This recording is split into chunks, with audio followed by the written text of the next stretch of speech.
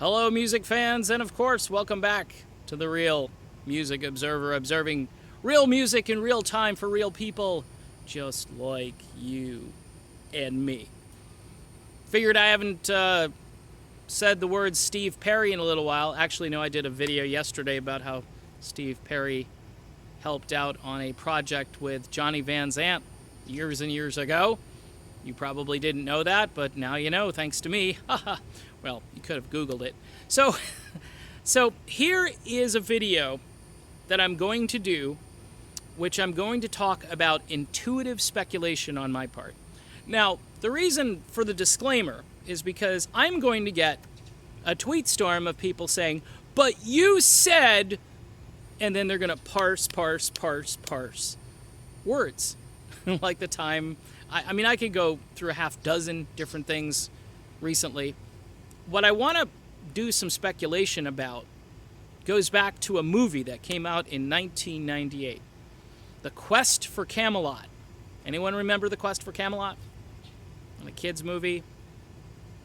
Was it Brosnan? Pierce Brosnan was in it. Is that his name? Wasn't he like James Bond number 14 or something like that? Anyway, he's in the movie. He plays King Arthur in the movie. And it's a good kids movie. It's supposed to be good, wholesome family entertainment. And at the time, if you remember like Lion King and all that stuff, they all had to have these great soundtracks. Remember the era of soundtracks? You know, Circle of Life. Remember like Elton John, Phil Collins had one, a big song from one of those types of soundtracks in the 90s. I mean, it was just, so Steve Perry sings a song.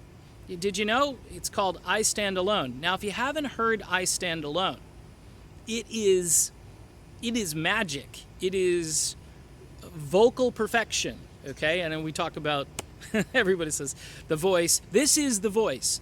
And there's a video. If you haven't seen the video, with Steve, basically he's got a orchestra in front of him, and they slick the hair and the black. I mean, he looks fantastic, and he sings his ass off, although he probably doesn't have to sing any body parts off because he's Steve Perry. So he's just, the song is one of these majestic, full-throated David Foster, Carol Bayer Sager compositions. Ding, ding, ding, ding, ding, ding, ding. David Foster. Okay, now, do I have problems with David Foster? Yeah, I think he made Chicago a little too wimpy, a little too soft. And he ran off with Peter Cetera and was like, ooh, let's go write some songs, Peter. I like you. I don't like the rest of these guys. Foster, of course, brought in a whole bunch of studio musicians for Chicago 17, including members of Toto. And I think he did that on 16, too.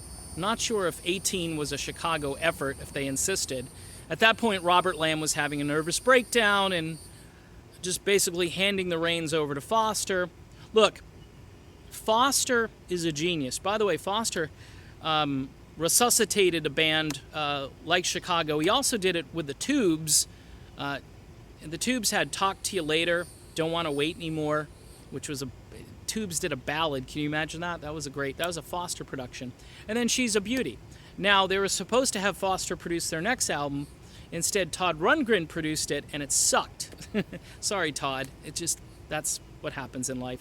Had one okay song and some weird sound effects and production. And so, for the most part, Foster is a musical genius, okay? I'm digging David Foster.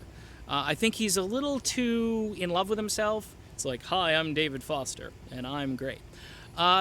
If you watch him in the Chicago documentary about the band Chicago, he's just loving himself. He's like, yeah, I did that. I'm the one that resuscitated the band. I'm the one that had all these great ideas. No doubt, okay? But again, Chicago had to get back to being a rock band, and it took them like 20-something years to get back there, okay? And of course, they have to perform all of the wonderful Foster material and ballads, to make the fans happy, because the 1980s in Chicago was pretty much the power ballad, okay, with a few mid-tempo tunes. So Perry, working with David Foster, that is my speculation right there. Intuitive speculation by yours truly, me. on this brand new album would make a lot of sense, since I believe that was his last recording, and it was the kind of music that I think Steve Perry would like to make. He'd like to make music like that, and he'd also like to make an R&B influenced album like Earth, Wind and Fire, but not quite as much fire. Maybe just the wind.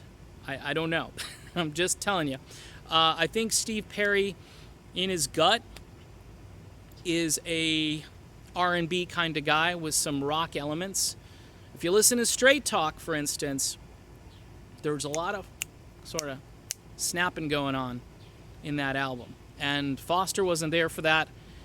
Foster and Perry and Carol Bear Sager could be a formidable combination.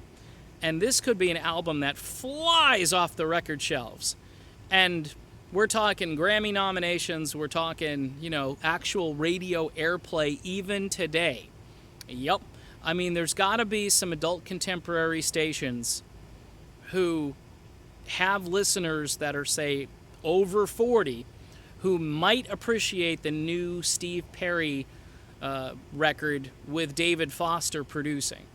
And it's a way to really achieve relevance again for Perry. It does this, though, as far as the Journey thing, okay? And more people are coming to the realization that, I hate to say it like this, but Journey was a vehicle for Steve Perry. I'm just saying it. When you think about it, Journey was a vehicle for Perry. Perry just drove right through Journey and said, okay, I can do this solo. Now he came back, but here's the thing. If Perry could get back up there in 98 and do this song, and that's the time when Journey had Augeri. They said, we're gonna take Steve Augeri for $1,000, Alex, and they got him, and they put him in the band, and Armageddon was out a little before this, I believe, or right around the same time, and they had a tune called Remember Me. That's Steve Augeri's Journey debut right there. Juxtaposing I Stand Alone, a vocal marvel, a song that really will make the hairs on the back of your neck stand up. I mean, it's torchlight. It's, and my favorite form of music is not that style. But man, oh man, can I appreciate how well Steve Perry, and this is Steve Perry at his finest. And this is David Foster at his finest. Orchestration, lots of lush arrangements. Oh, and stellar melody and songwriting. This is what Foster is all about. Do you think Peter Cetera wrote all those songs by himself? Glory of Love, you think that's a Pete Cetera song? Ha ha! Funny. It's David Foster. The song wins a Grammy. It wins an Academy Award. What else can they give a song? Can they give the song an Oscar? I think they did. I think they gave awards to Glory of Love that don't belong to music. Okay, it belongs in the movie industry, but they gave awards because it was that good of a song, and it is, and it was, and Cetera killed it, but it was David Foster. So here I am giving Foster a lot of props because he's a pretty smart dude, and he knows music, and he sits at a piano. And imagine him and Perry. John Cain did this with Steve Perry, and look what the results were. Imagine if Steve Perry sat at the piano with David Foster and Carol Bear Sager shows up. She's written a few pretty decent lyrics and songs in her life. There go those hairs again. So, Perry, Foster, Carol Bear Sager, new album, Intuitive Speculation. Spread the word. It's just a theory, but spread the word. I'm Dave, and this is The Real Music Observer, and we'll be back soon. Talk to you then.